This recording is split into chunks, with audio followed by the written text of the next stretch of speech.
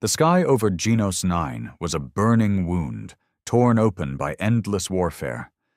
Once, the planet had been rich with alien life. Great sprawling forests of crimson vegetation, rivers that shimmered like liquid silver. Now, nothing remained but fire and dust, a world consumed by an inferno of bloodshed. A storm of plasma shells rained from the heavens, scarring the earth with their impact. Towering Zarkari war engines, each the size of a Terran skyscraper, stalked the battlefield, their reptilian pilots encased in thick, exo-reinforced armor. Valar skirmishers, their chitinous bodies sleek and agile, swarmed in the trenches below, their synchronized movements driven by the hive mind's relentless will. For 3 centuries, the war had raged. For 3 centuries, the two factions had fought, killed, and rebuilt, caught in an endless cycle of destruction. And for 3 centuries, there had been no victor. Warlord Vorkath, supreme battle marshal of the Zarkari Dominion, stood on the bridge of his flagship, the Doomfang, watching the battle unfold from orbit.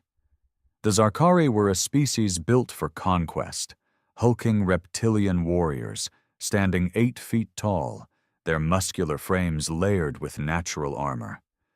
Vorkath was old, even by Zarkari standards, his emerald green scales dulled by decades of war. The scars on his face, deep claw marks running across his snout, were reminders of 1,000 battles fought. He gripped the rail tightly, his claws digging into the cold metal. Below, his forces pushed forward, unleashing another wave of mechanized destruction. "Report," he growled, his deep voice reverberating through the bridge. A subordinate, a younger Zarkari warrior with jet-black scales, bowed his head. "The Valar defenses are weakening. Their 3rd trench line has collapsed. Another hour, and they will be forced to retreat." Vorkath bared his teeth in what passed for a grin. "Good. Push harder. I want their dead stacked so high they blot out the sun." But even as he spoke, he knew the truth. This was temporary. The Valar would retreat, but they would not be defeated. They never were. This war was a fire that refused to die, no matter how much blood was spilled. And deep down, Vorkath hated it. Not because of the carnage. He had been raised on the battlefield. No, he hated it because, despite all their strength, all their technological advancements, the Zarkari had never won. Something was missing. A weapon, a strategy, an advantage. And until they found it, the war would never end. On the other side of the battlefield, deep within a subterranean command bunker, High Strategist Oxil observed the war through the eyes of 1,000 soldiers. The Valar were an ancient insectoid race, their bodies covered in obsidian black exoskeletons, their eyes large and multifaceted. Unlike the Zarkari, they did not operate as individuals. They were a hive mind, their thoughts interconnected through neural symbiosis, their commands instantaneous across the battlefield. Oxil had no mouth to speak, no voice to command, but through the hive's collective will, his orders echoed across the battlefield. Hold the western flank, collapse tunnels 3 and 4, bait them into the kill zone. Across the trenches, Valar warriors responded in perfect unison. They did not hesitate. They did not fear death. They simply moved, a living tide of sharpened claws and plasma rifles. But even as they adapted, the numbers were against them. The Zarkari were brute force incarnate, merciless, unrelenting. Each one was a living tank, their armor resistant to most plasma fire. And for all the Valar's cunning, they too had never won. The war had reached a mathematical stalemate long ago, a war of attrition that neither side could truly escape. The only logical solution was extermination, but neither species had been able to deliver the killing blow. Oxil's mind expanded outward, reaching beyond the battlefields, into the data streams that tracked fleet movements and planetary reinforcements. He was calculating the next 5 years of this war, looking for any path to victory. And like always, the answer was the same: none. Unless... A disturbance rippled through the hive mind's awareness. Something was wrong. Something new had arrived. A signal cut across every open frequency in the system. It was not Zarkari. It was not Valar. It was something else entirely.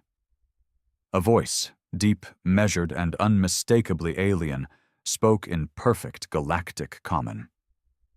"This is Captain Elias Rourke of the HSS Revenant. Attention all warring factions. You have 15 minutes to stand down. Failure to comply will be considered an act of hostility." The battlefield paused. For the first time in 3 centuries, the war stopped. In the war room, Oxel's processors strained to comprehend the situation. Who were these interlopers? Their language? Their tactics? None of it aligned with any known species. In orbit, Vorkath's eyes narrowed as his fleet's scanners detected the newcomers. A human battle fleet had emerged from FTL, its sleek, angular warships moving with unusual precision. Vorkath snorted. Another upstart race thinking they can meddle in a war beyond their understanding. He turned to his bridge crew. "Lock weapons. Teach them what it means to..." Then he saw the scans. The ships weren't like anything he had ever encountered. Their designs were efficient, predatory, and their weapons, there was something off about them. Not just powerful, clever. Vorkath's instincts, honed over a lifetime of war, flared in warning. This was not another minor species playing at war. This was something else entirely. Down on the battlefield, Valar soldiers and Zarkari warriors alike watched as dozens of human warships entered low orbit. Then the first human drones descended, sleek machines cutting through the air like hunting birds. A second transmission followed, colder this time. "You have 10 minutes remaining. Choose wisely." Oxil analyzed the voice. There was something calculated about it.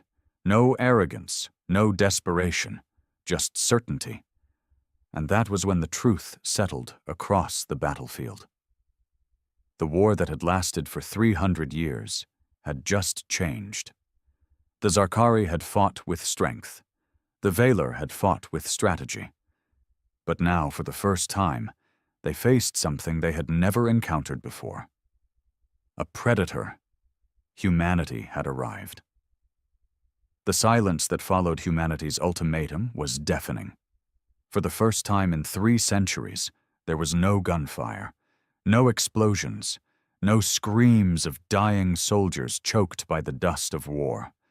The battlefields of Genos 9, once a churning maelstrom of death, lay in eerie stillness as both the Zarkari and the Valar processed what had just happened. An unknown species had arrived, one that had not pleaded for peace nor offered negotiations. They had simply stated their terms backed by the implied promise of utter destruction, and that unsettled both factions.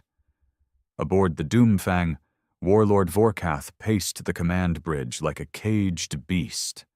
His claws scraped against the polished obsidian floor as he glared at the data scrolling across the holo display.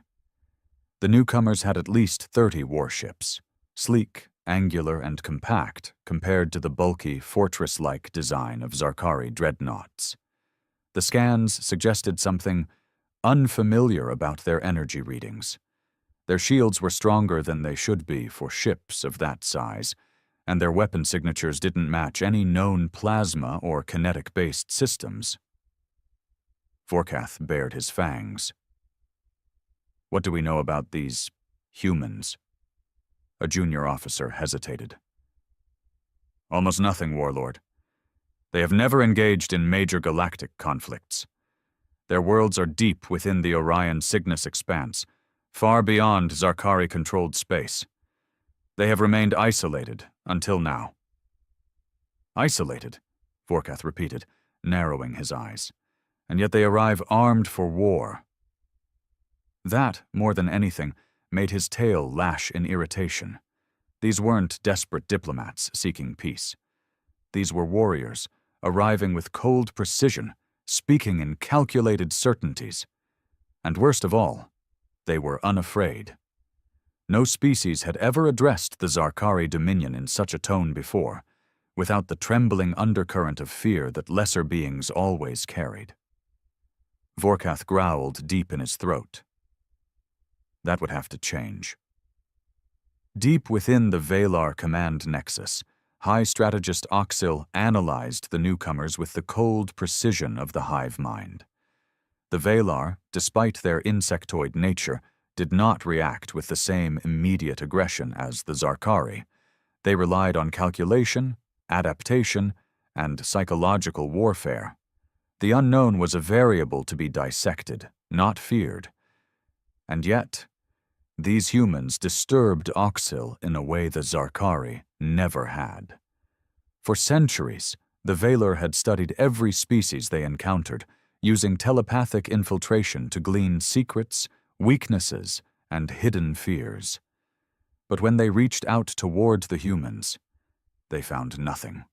No surface thoughts, no emotions to exploit, just a vast, impenetrable void, like staring into a black hole. Oxil's mind pulsed with unease. How was that possible? Even the Zarkari, violent and impulsive as they were, had emotions that could be manipulated. But the humans were unreadable. A signal pulsed through the hive mind, spreading across the battlefield to every Valar soldier. Test them, probe them, find their weakness. On the HSS Revenant, the command deck was eerily quiet as Captain Elias Rourke watched the battlefield unfold before him.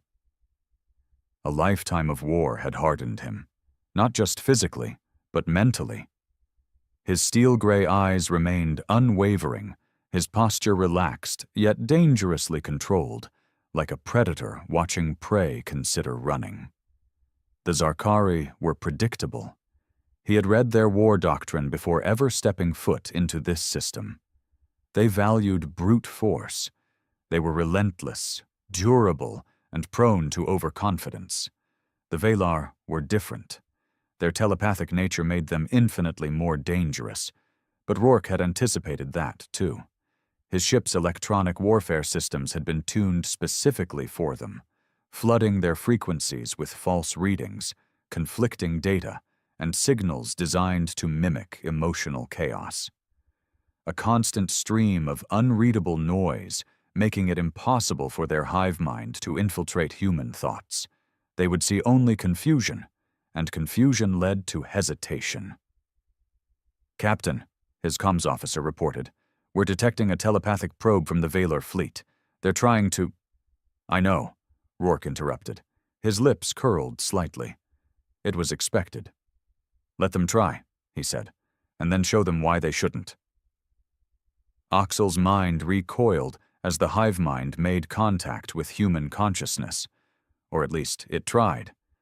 Instead of the expected stream of thoughts and emotions, the Valar encountered noise, screaming static, shifting patterns of randomized data, a storm of false signals and misdirection, an artificial maze designed to entrap and overwhelm.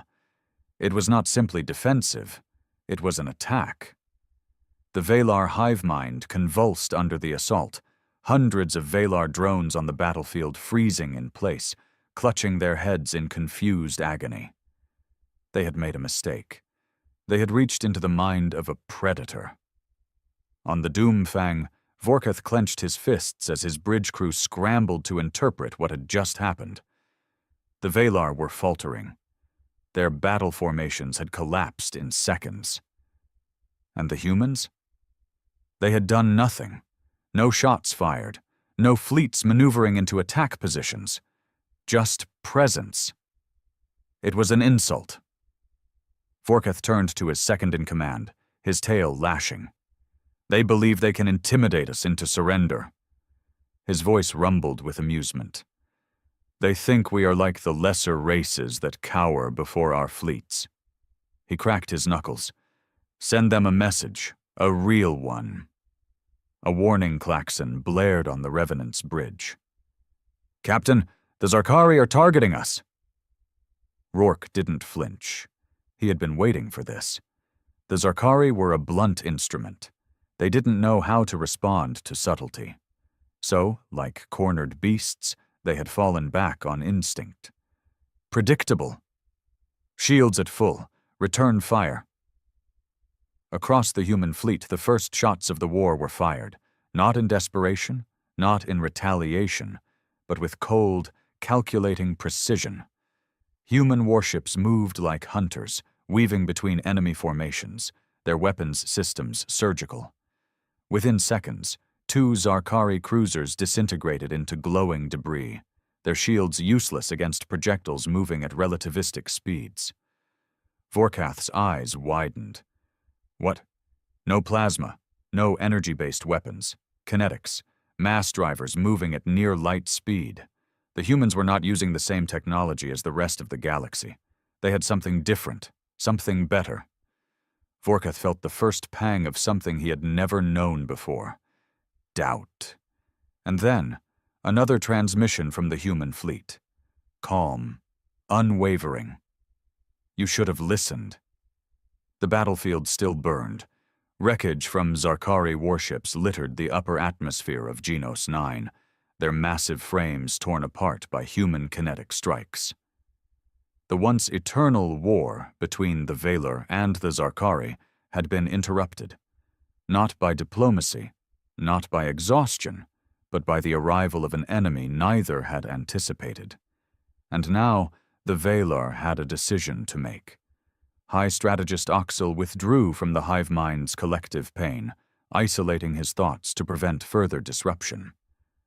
The human electronic countermeasures had proven catastrophic, flooding the Valar's mental link with misinformation and disruptive feedback loops. It was an attack unlike any the Valar had encountered before. Subtle, insidious, and devastatingly precise. The Zarkari would not understand what had just happened. They would fight harder, throwing themselves into a conflict they could not comprehend. That was their way. But the Valar? The Valar adapted. Oxil pulsed a command through the network, restricting non-essential telepathic links to prevent further corruption. The collective mind shuddered as it reorganized, severing damaged neural pathways and focusing on what mattered most. The humans had demonstrated their power. Now it was time to understand their purpose. And if possible, exploit it. On the HSS Revenant, Captain Elias Rourke watched the battlefield with the same patient calculation as a sniper awaiting the perfect shot. His ships had torn through the Zarkari fleet with ease, but he knew the war wasn't over. Not yet. A new transmission flickered across his command console. Unlike the Zarkari's aggressive, growling demands, this one was precise, methodical. It was Valar. Human commander, we seek discourse. Rourke leaned back in his chair, rubbing his jaw. He had expected this. The Valar had no emotional pride, no ego to protect. They weren't warriors in the traditional sense. They were survivors, manipulators, and strategists. He gestured to his comms officer. Put them through. The screen flickered, revealing Oxil, or rather the holographic representation of the Valar strategist. The alien had no true face in the way humans understood it. Instead, its elongated chitinous form pulsed with bioluminescent signals, a visual representation of its thought processes. We acknowledge your power, Oxil said, its voice synthesized through human translation algorithms. We seek to understand your intentions. Rourke studied the alien. No arrogance, no fear, just curiosity. We've made our intentions clear, he said evenly. End this war. Oxil's bioluminescent patterns shifted subtly, analyzing, processing. The war has lasted for 3 centuries. the Valar replied.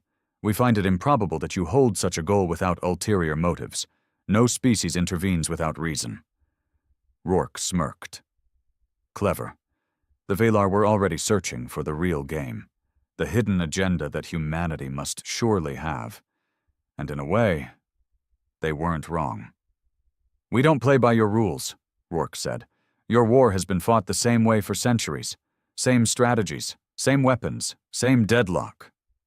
He leaned forward. "You think in patterns, in equations. We don't—" The Valar remained silent, processing. "You reached into our minds," Rourke continued, his tone sharpening, "and you found nothing." Oxil stiffened. Rourke's smirk deepened. "That's why you're here, isn't it? Because you don't understand us. And what you don't understand terrifies you." For the first time, the Valar strategist hesitated. Because Rourke was right. For all their centuries of manipulation, the Valar had never encountered a species they couldn't infiltrate.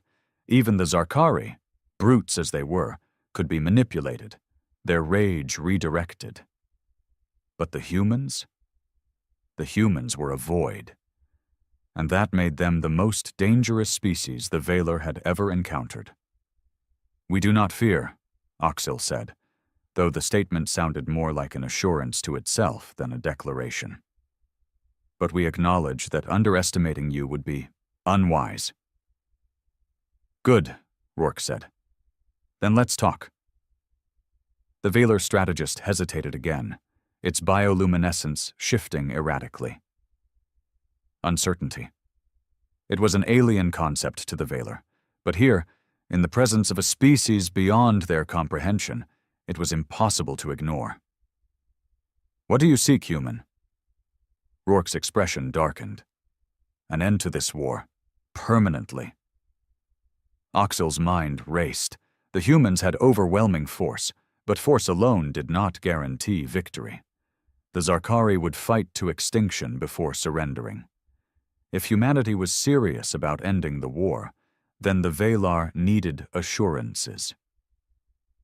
"And what of the Zarkari?" Oxil asked carefully. Rourke's expression didn't change. "They made their choice when they opened fire." A pause. A calculation. "And if we align with you?" Rourke exhaled slowly. "Then you get to survive." There it was, the unspoken threat beneath the words. The Valar weren't being offered a choice. They were being given an ultimatum. Stand against humanity, and be wiped out. Stand with humanity, and live. Oxil's mind expanded across the hive mind, calculating, simulating. The answer became clear within seconds. "Then we have terms to discuss." Far above the battlefield, aboard the Doomfang, Warlord Vorkath watched in fury as the Valar and the humans began negotiations. He had expected the insectoids to crawl back, as they always did, manipulating and waiting for their moment to strike. But this was treachery. A deep, guttural snarl built in his throat. "The Valar would rather bow to these creatures than die in honor." His claws clenched into the metal railing. "I should have burned them from the galaxy long ago." His second-in-command hesitated, sensing the barely contained rage in his warlord's voice. "Warlord, the humans are unlike any foe we have faced. Perhaps—" A savage backhand sent the officer sprawling. "Enough!" Vorkath bellowed. His golden eyes burned with unrelenting fury. The Valar could grovel if they wished.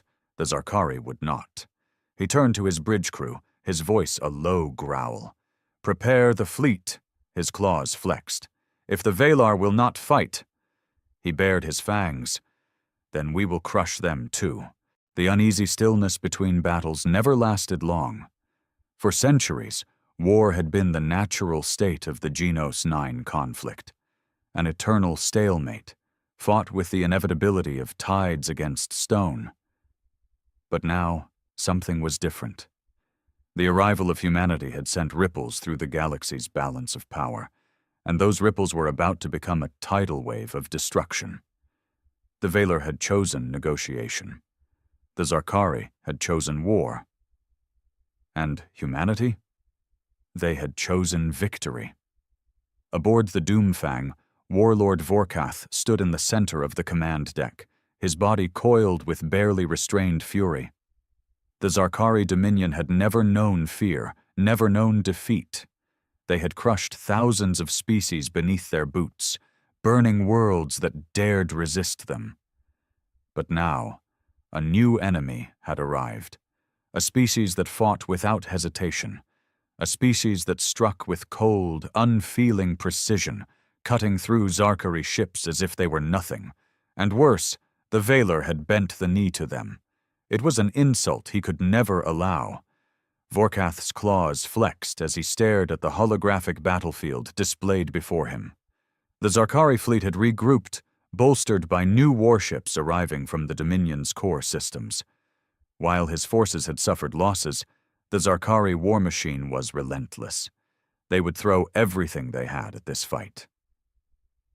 "The humans think they are predators," Vorkath growled, his golden eyes burning with rage. "But they have never faced prey like us." He turned to his officers. "Ready the fleet. We burn them from the stars." Captain Elias Rourke watched the movement of the Zarkari armada from the bridge of the HSS Revenant, arms crossed over his chest. He had seen this before, a dying beast making one last desperate charge. "Zarkari fleet is mobilizing," his tactical officer reported. "At least 60 warships, all heavy class. They're bringing in reinforcements from the Dominion." Rourke nodded, unsurprised. "Let them." The officer hesitated. "Sir, that's more firepower than we estimated." Rourke turned to his XO, Commander Sarah Langley. "How long until the Valar fleet is in position?" Langley checked the tactical screen. "They're still hesitant. They'll fight, but only when they're certain the Zarkari are fully committed. They don't trust us yet." "Doesn't matter if they trust us," Rourke said. "They trust their own survival, and right now their best shot at it is us." Langley smirked. "So we make the first move?" Rourke's eyes gleamed with cold intent. "We don't just make the first move," he said. "We end this." The Zarkari fleet surged forward, warships burning through the void with ruthless purpose. Plasma cannons hummed with power, battle chants roared through the fleet-wide comms, and the thrill of battle filled the air. They were ready to die as warriors. But humanity had no interest in an honorable battle. They had laid a trap. The first human salvo came from outside traditional combat range. Relativistic railguns launched solid tungsten rounds at near-light speeds, striking before the Zarkari even knew they were under fire. A dreadnought-class warship exploded into a superheated storm of debris. Another cruiser fractured as a round punched straight through it, splitting it in half like an insect under a boot. The Zarkari charged harder, howling in fury. That was their second mistake, because the Valar fleet had not remained idle. As soon as the Zarkari were fully committed, the Valar warships decloaked, emerging from the shadows like a swarm of razor-winged predators. And they did something the Zarkari had never seen before. They fought alongside humanity.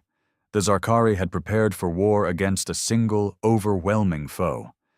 But they had not prepared for a united front. Humanity's precision strikes.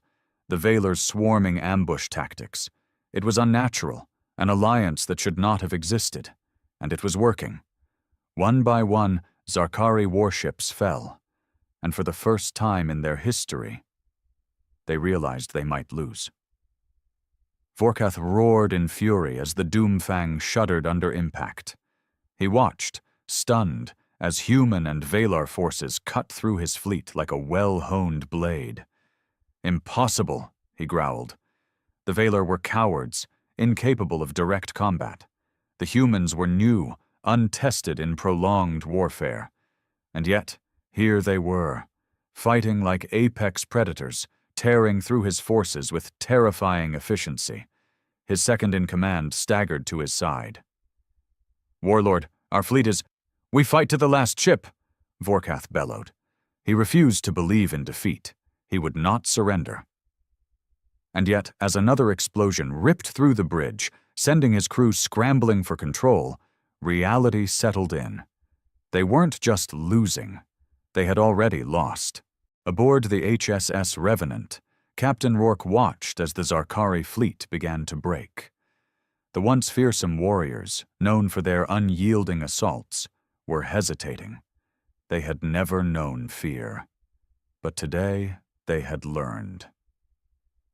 "Sir," Langley said, "we have a transmission from the Doomfang." Rourke raised an eyebrow. "Vorkath?" Langley nodded. Rourke considered his options. He had no doubt what the Zarkari warlord wanted: to die with defiance, to scream his rage at the universe. But Rourke wasn't interested in his rage. He was interested in finishing the war. "Put him through." The screen flickered, and Vorkath's massive, battle-scarred face appeared. Blood ran down the side of his scaled forehead, but his golden eyes burned with undying defiance. "You fight without honor," the warlord spat. "You are cowards, hiding behind your tricks and your alliances. You are unworthy of battle." Rourke just gave him a cold, calculated look. "Then surrender." Vorkath snarled, chest heaving. "Never." Rourke's expression didn't change. "Then you die." He cut the transmission. A moment later, the final human salvo ripped through the Doomfang's weakened shields. The Zarkari warship shattered, its debris scattering into the void. And just like that, the war that had lasted 300 years was over. The battlefield fell silent. The Zarkari fleet was gone. The Valar had survived, and now they owed their continued existence to a species they could not understand. And humanity? Humanity had proven themselves, not just as a rising power, but as something far more terrifying, the apex predators of the galaxy, and the rest of the universe was watching. The battlefield was silent. Where once the stars had burned with the fury of warships locked in battle, now only the remnants of destruction remained. Zarkari debris floated listlessly in the void, their once proud dreadnoughts reduced to shattered husks. The Valar ships, battered but intact, drifted at the periphery, silent observers to what they had just witnessed. The war was over, and humanity had won. But wars didn't just end, they left echoes. And in those echoes the universe watched, waiting to see what the new predators of the stars would do next. High Strategist Oxel remained linked to the Valar hive mind, processing the aftermath. Though their collective thoughts moved at speeds incomprehensible to lesser beings, they still could not fully understand the humans. The Zarkari were wiped out, utterly destroyed with merciless efficiency. The Valar had expected humanity to accept a Zarkari surrender, to impose terms, to extract something of value. Instead, humanity had done what no one else ever had. They had simply ended their enemy. No offers of peace, no prolonged negotiations, just a single decisive blow that ensured the Zarkari could never rise again. It was a level of finality that disturbed even the Valar. "They do not act as we predicted." Oxil pulsed into the hive mind, his thoughts rippling across the collective. "No," came the response from 100 minds. "They do not think as we do. They do not seek balance. They seek dominance." Oxil turned his gaze toward the HSS Revenant, the flagship of Captain Elias Rourke. He had seen predators before, had studied countless species that thrived on conquest. But humanity was something different. They didn't revel in the carnage. They calculated it. And that made them infinitely more dangerous. Aboard the Revenant, Captain Elias Rourke stood at the bridge, staring out at the wreckage of what had once been a Zarkari fleet. His fleet had suffered no losses. Every strike had been planned, every attack optimized. His officers stood in silence, waiting for his next orders. Commander Langley finally spoke. "Sir, the Valar are hailing us." Rourke exhaled, knowing exactly what they wanted. "Put them through." Oxyl's bioluminescent form flickered onto the display. Even without facial expressions, the Valar's unease was palpable. "Human Commander," Oxyl began, "the war is over. The Zarkari have been removed." Rourke didn't react. That was the mission. Oxyl's patterns flickered rapidly, processing. "And what now?" Rourke gave him a long, unreadable look. "That depends." On whether you intend to be a problem." A long silence stretched between them. The implication was clear. The Valar had aligned with humanity out of necessity. But now that the war was over, the alliance's true nature came into question. The Valar were manipulators, strategists who had survived by bending others to their will. But humanity wasn't so easily bent. Oxyl knew this, and it troubled him. "You do not seek conquest," Oxyl observed. "Yet you do not seek peace. Your actions are contradictory." Rourke's lips twitched into a ghost of a smile. "No contradiction. We don't start fights." He turned his gaze toward the Valar fleet. "But we sure as hell finish them." Oxyl's bioluminescence dimmed slightly, an unconscious reaction. Fear. The Valar had never feared before. And yet, in that moment, Oxyl knew something undeniable. Humanity was now the dominant force in the galaxy, and no one knew what they would do next. Word spread. Even before the last Zarkari corpse drifted into the void, the universe knew. The war that had raged for 3 centuries had been ended in days. Not through diplomacy, not through exhaustion, but through human intervention. The other galactic empires took notice. For the first time, they saw the true nature of humanity, not as a simple upstart species, not as a fledgling power still finding its place. They saw them for what they really were: apex predators, a species that did not fight for conquest, did not fight for resources. They fought to win. And when they won, they ensured their enemies never rose again. Oxyl knew the Valar had 2 options. Align with humanity, not out of manipulation, but out of survival. Oppose them and risk annihilation. For the first time in Valar history, there was no clever manipulation, no intricate web of deceit to spin. There was only fear. "Human Commander," Oxyl said carefully, "perhaps it would be beneficial to maintain our cooperation. An alliance, if you will."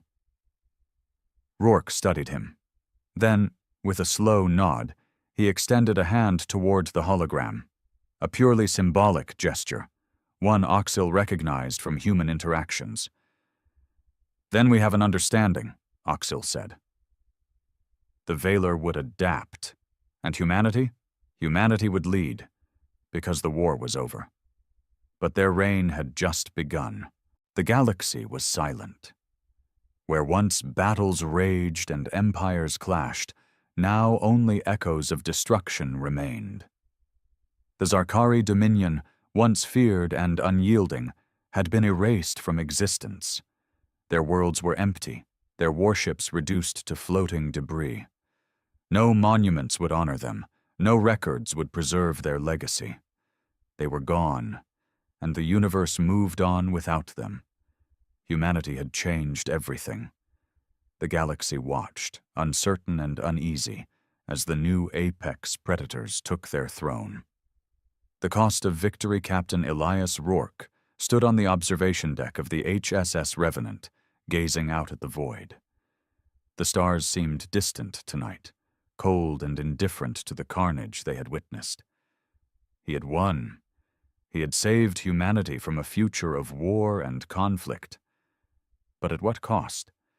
He had seen the faces of his enemies, watched the light fade from their eyes as his weapons tore through their ships.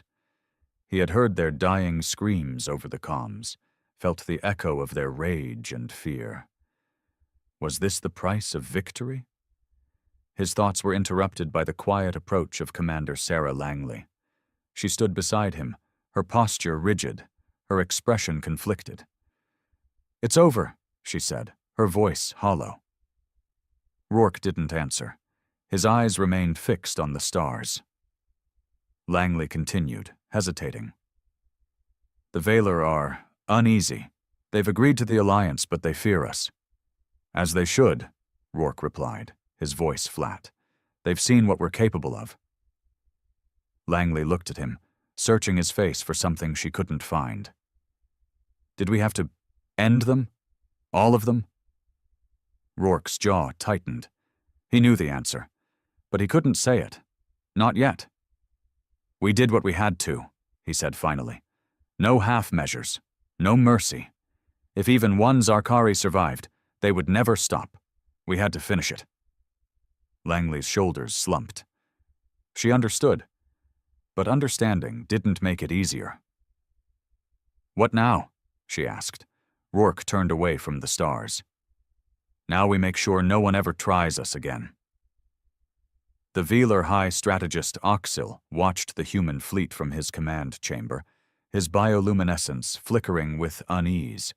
He had linked with the hive mind, shared his fears and calculations. But no consensus had been reached. Humanity was an anomaly. Their methods were calculated, efficient, and merciless. They fought with precision, not passion. They destroyed enemies, not for glory or conquest, but to eliminate threats. And that made them the most dangerous predators Oxil had ever encountered. "They will come for us," a voice echoed through the hive mind. "Once they no longer need us." Oxil's patterns dimmed in agreement. They do not seek dominance, they seek security, and for them security means eliminating every threat. The hive mind quivered with fear. "We are a threat." Oxil knew it was true, but he also knew the alternative. If they opposed humanity, they would share the fate of the Zarkari. Extinction. "We cannot fight them," Oxil concluded. "We must adapt, learn from them, become useful." The hive mind murmured with reluctance, but agreement followed. The Valar would survive, even if it meant bending the knee. News of the Zarkari's annihilation spread through the galaxy, reaching every corner of known space. Empires trembled, alliances were reforged, armies mobilized, and in the shadows, whispers grew. The humans were not conquerors. They did not occupy territory or enslave populations. They did not demand tribute or impose their culture. They simply destroyed. No mercy, no surrender. Only the cold, calculated removal of threats. Other species watched with growing fear. They had seen what happened to those who stood against humanity, and they did not wish to share that fate. Across the galaxy, rulers made difficult decisions. Policies changed, borders were redrawn, and one message became clear. Do not provoke humanity. On Earth, celebrations erupted. The news of victory spread like wildfire. Parades filled the streets, flags waved from every building. Humanity had not only survived, but had triumphed against the greatest threat it had ever faced. But amidst the celebrations, some remained wary. Veterans who had witnessed the devastation firsthand. Politicians who understood the consequences of unchecked power.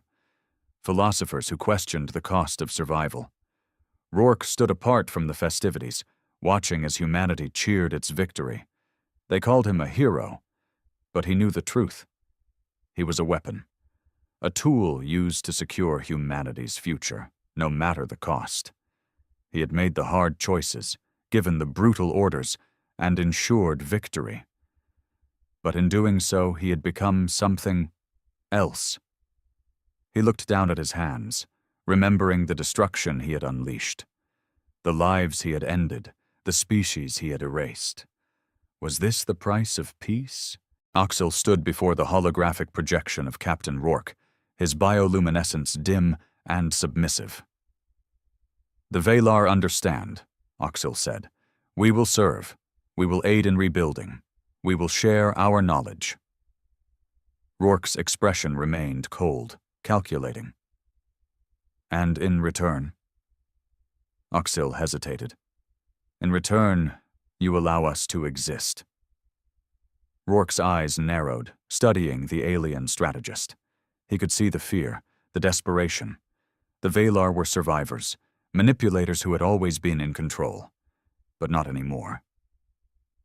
Then we have an understanding, Rourke said. You live because we allow it.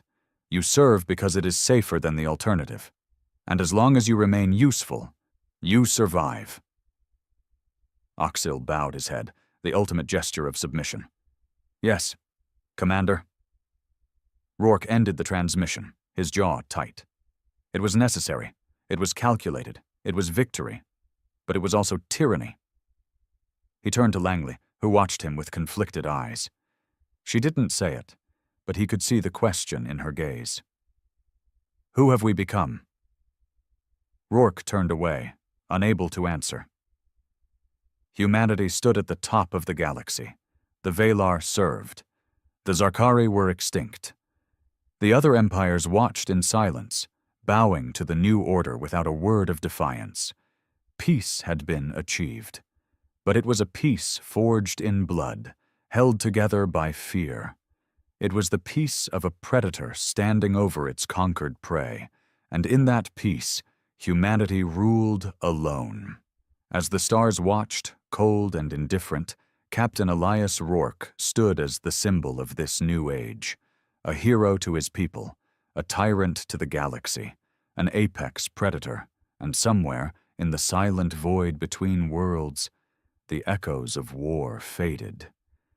But new echoes began to grow, because peace never lasted, not when predators ruled.